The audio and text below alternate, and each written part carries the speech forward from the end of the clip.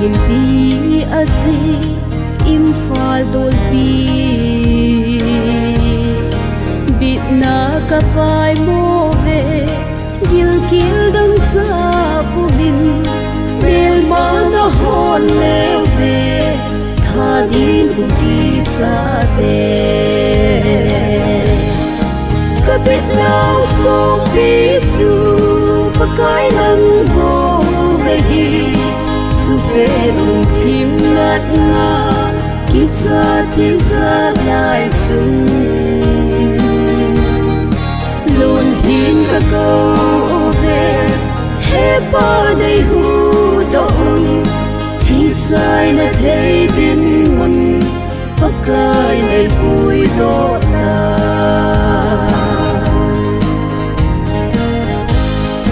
Lấy sĩ câu thiêu bấy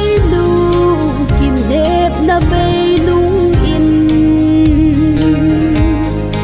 hầu sợ là đang ca này nay ha càng hồ building mi lên mi lơ cả gal mi tên hello pakai hat sung nung pa quay mon na kham dâu kabit now so pisu pakai nang ho rehi suferung tim ngat nga kisah tisa lai chung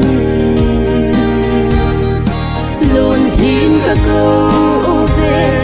he pa nei hu đông thi chai na thấy tin mun pakai nei bui do na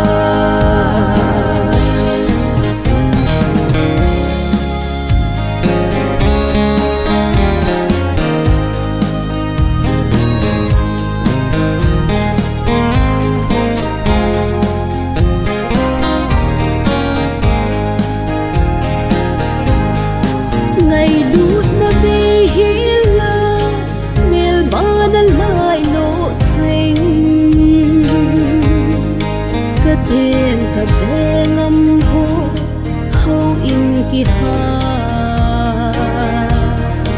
cặp lại ai thêm bi đi gam túc nay bê vin ba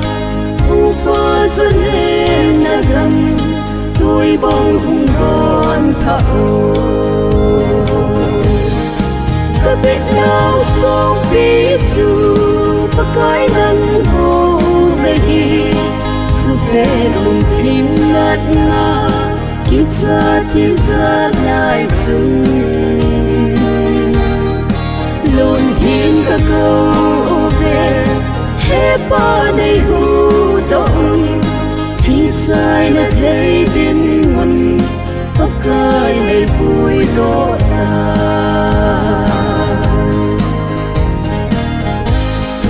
pakai na lên gấp na tung sống dia nei hoi đam nal ha ka om ka te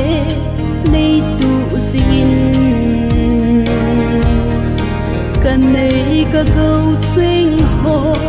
aman thai nung ahin Giêsu ka nei chu lo miel man ana so lo kabit now so pisu pakai nang ho rehi suferung tim ngat nga kisah tisa lai chung lôn hin ka câu về he pa nei hu đông thi chai na thấy tin mun pakai nei bui do na lôn hin ka câu về he pa nei hu đông thi chai na thấy tin mun pakai nei bui do